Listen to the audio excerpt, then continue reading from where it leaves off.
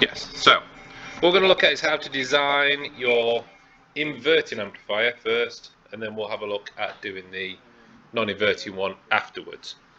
So your first thing is to look at your chip that's on your breadboard, and then I always recommend labeling the pins, and you can see in the bottom corner we've got the pin out diagram.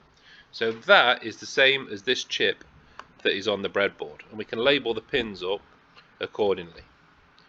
So 1, 2, 3, 4, and then it flips to the other side of the chip and goes 5, 6, 7, 8. Now those pins correspond directly to the pins on your circuit diagram.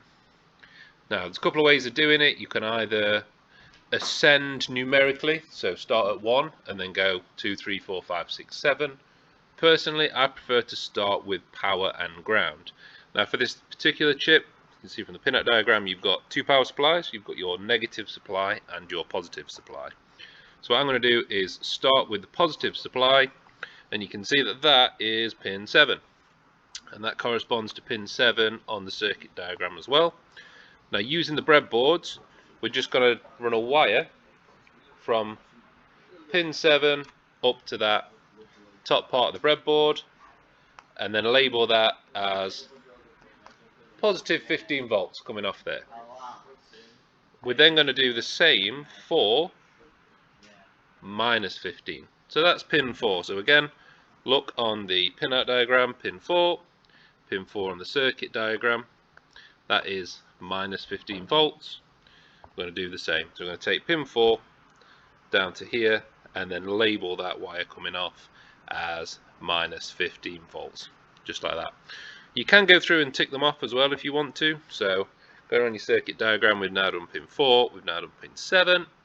We can then start looking at, I'm going to go for pin 6 and see how that connects round to pin 2.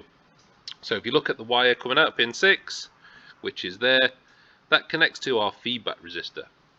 So in terms of this on our breadboard circuit, we're actually going to have to draw the resistors in.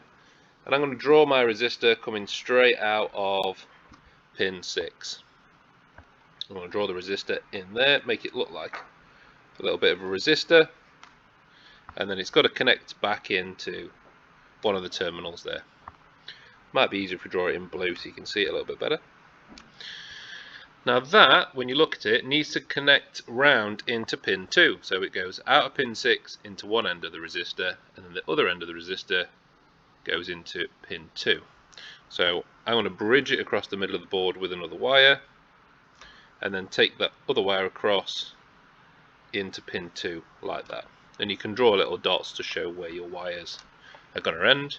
I'm doing it in a way that tries to make it nice and neat and straight lines as possible. Obviously you guys can do it whichever way you want. And then we're going to look at where pin 2 goes, and pin 2 also connects to an input resistor. So we're going to draw another resistor from pin 2, try and again make it look like a resistor, and terminate that as our input.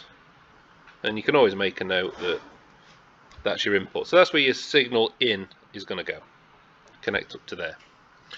So ticking it off, we've now done feedback resistor, input resistor, pin 6, and also pin 2. Because what we've managed to do is get the pin 6 part going back into pin 2 and the input going into pin 2 as well. The other thing we haven't done is put a ground into pin 3. So we're just going to take a wire from pin 3, put that to there, and then label that one as our ground with the funny little 3-lined ground connection.